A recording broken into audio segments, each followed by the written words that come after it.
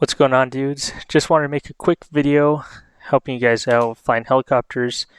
I apologize if my mic doesn't sound good or if there's any issues recording. I don't like editing videos, so what you see is what you get. First things first, before we hop in the cockpit, there's a few things that you probably need to have just to get started with flying helicopters in DCS.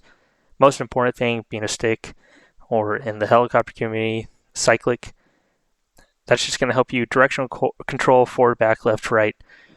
Next thing that I would say is equally as important, but not required, especially if you have a twist grip stick, is a set of pedals. Now, they don't need to be awesome pedals.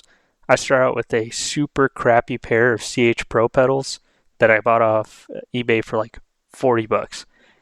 I'm sure you can find something that works. It doesn't matter if the dead zone is atrocious or that the curves are terrible. I dealt with it for a while and it is absolutely manageable. Might make life a little annoying, but you can absolutely do it. Third thing that I would say is super helpful, especially when flying helicopters, is some sort of head tracker, whether it be IR tracking, VER, just open track AI with head tracking, just something to help you look around. It's absolutely going to be game changing, especially in the helicopter world, with being able to reference where you're at, where you're going, and then even fixed wing sides. If you like to do dogfighting, nobody wants to sit there and thumb around on a 8-way hat or sit there with one hand on the keyboard trying to see where the enemy is. And then lastly, absolutely not required, especially with most sticks having some sort of mini throttle, but a dedicated throttle or collective. In my case, I'm running the Virpil Collective with whatever their cheapest base is. Really not needed. As long as you have something to control the throttle input, or in this case, the collective of the helicopter, that's all you need. And you can for sure get started with just a stick, but recommended at least having stick and pedals. So, hopping into the Kiowa, biggest thing whenever you're flying helicopters, in my opinion, is how relaxed or not relaxed you are whenever you get in. Whenever you grab the cyclic or a stick, whatever you have at home, do not want to be death gripping that thing. If you're choking it like a baby, you're doing something wrong.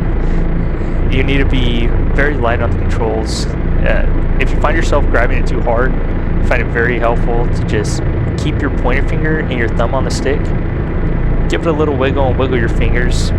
If you're sitting there choking it out, you're going to be very hard on the controls, get into something called PIO, pilot-induced oscillation. Not somewhere you want to be. It's going to ruin your time, and until you get that fixed out, you're not really going to be able to fly.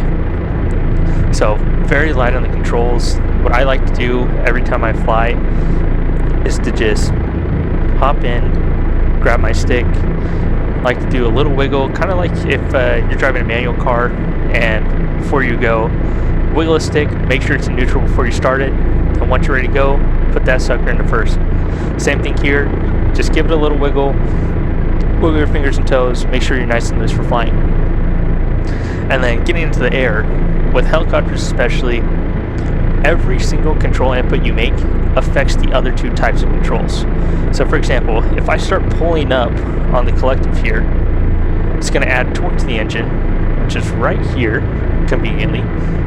And with that torque, helicopters going to want to spin to the right, so you're going to have to put in a little left pedal in order to counteract that.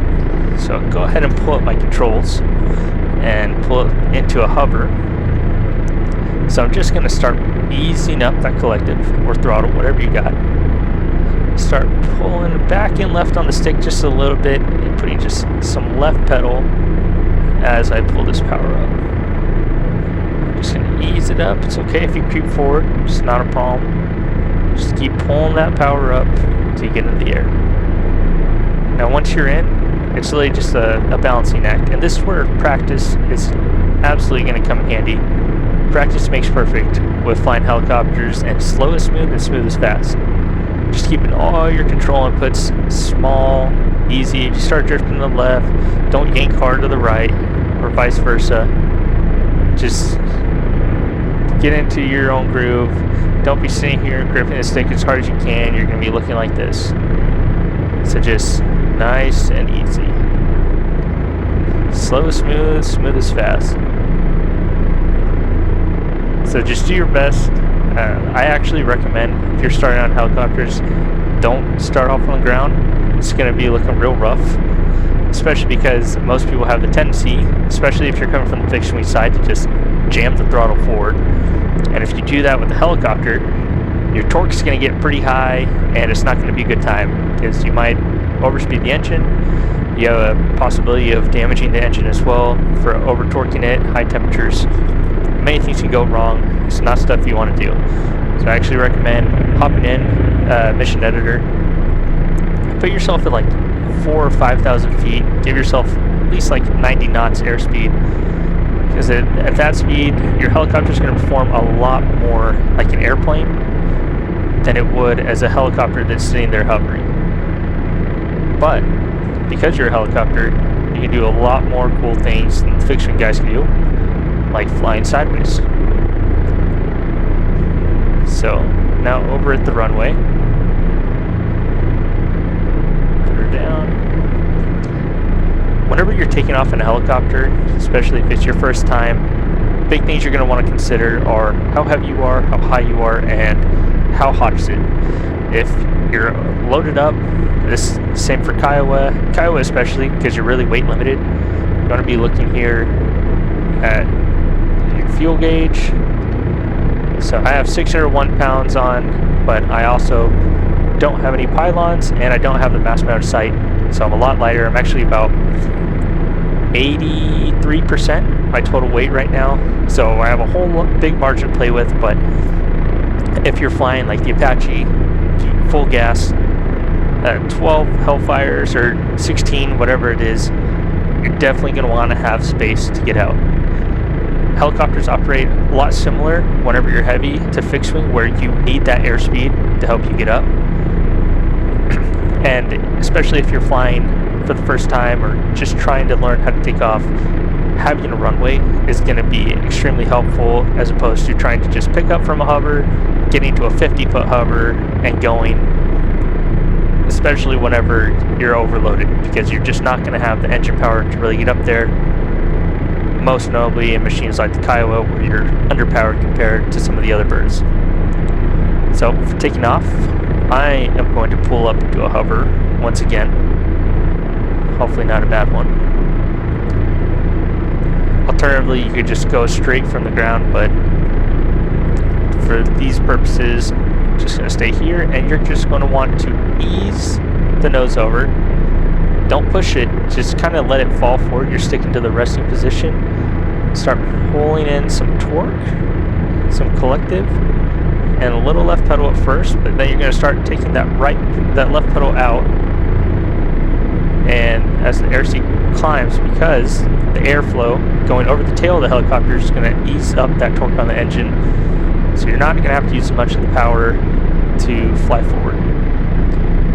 And then me personally, once I hit 60 knots in the Kiowa, that's about the speed I like to try climbing out in. Really varies helicopter to helicopter and what conditions you're in, but just do whatever works best for you in whatever scenario you're in. But like I was saying earlier, forward flying in a helicopter, a whole lot like fixed wing.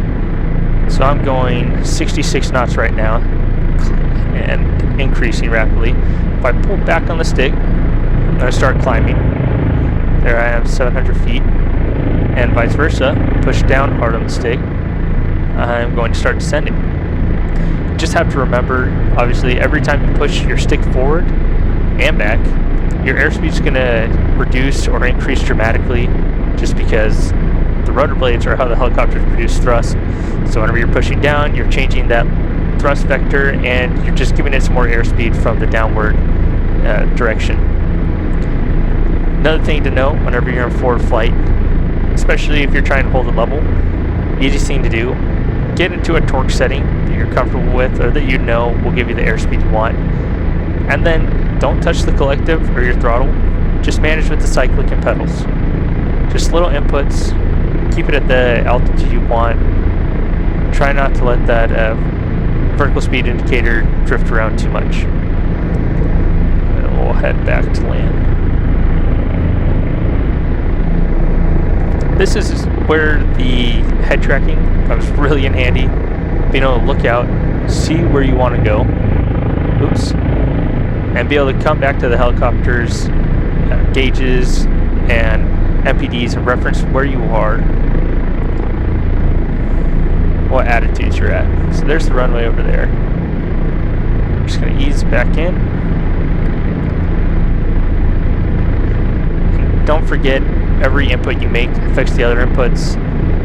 Same thing goes whenever you're in forward flight. If you want to maintain airspeed and altitude while in a bank, you're going to have to increase the collective, change your pedal inputs, and obviously adjust the cyclic to make that turn. So as we turn here on our base leg for a long final, things to note when landing helicopters: absolutely, it's going to be the hardest thing you do, aside from maybe hovering. Although I would put landing above hovering, just because you take all the skills required in hovering and flying, throw them into this. But you're going to be, if you just drop the collective straight down, you're going to pretty much just fall out of the sky. Essentially, you're entering an auto without it being an auto. And if you pull the stick back too hard, trying to slow down, be a cool guy, you're going to overspeed the rotors. So everything in a helicopter, like I said, beginning slow is smooth, smooth is fast. So just start dropping that collective down nice and easy. Watching your VSI, making sure it's all controlled. If this arrow starts hitting the bottom, you're going to be in trouble. You can get into what's called a vortex ring state, essentially falling through your own dirty air. You won't be able to create any lift, it's just going to be a bad day. But as I'm coming into this landing, I'm just going to keep dropping that collective little by little. And whenever I drop the collective, I'm taking up torque. And I'm actually going to give it a tiny bit of right pedal as I come down. Trying to keep that airspeed above 20 knots. As I get closer to ground, I'm just going to arrest my descent rate, pull a little more collective, a little more, start putting in left pedal, pulling that nose back as I come down, get into that cushion of air, and then just let it come through. There we go. So like I said, biggest thing, just descent rate is huge, and just little inputs. And don't forget, as you're coming in, everything is opposite of taking off. So instead of putting in left pedal, because you're pulling power and taking off, if you're taking out power, putting in a little bit of right pedal. Well, that's all I have for today. If you have any questions, feel free to ask. There's a lot of other really great videos out there. Casmo makes some awesome ones. If you want to learn more about helicopter flying in general, I definitely recommend checking out Helicopter Lessons in 10 Minutes or Less. That dude is awesome. He's actually an Apache pilot in the Army, and his stuff is great just for learning the fundamentals of flying helicopters. And lastly, if you ever get the opportunity, definitely want to do this in real life. Head to your local airfield, see if anybody has any helicopters, ask around, or just hop on Google, search up helicopter discovery flights, and you can find something and have the money too, because it's a little bit expensive. Check it out, because these machines are awesome in game and in real life. That's all for today. See ya.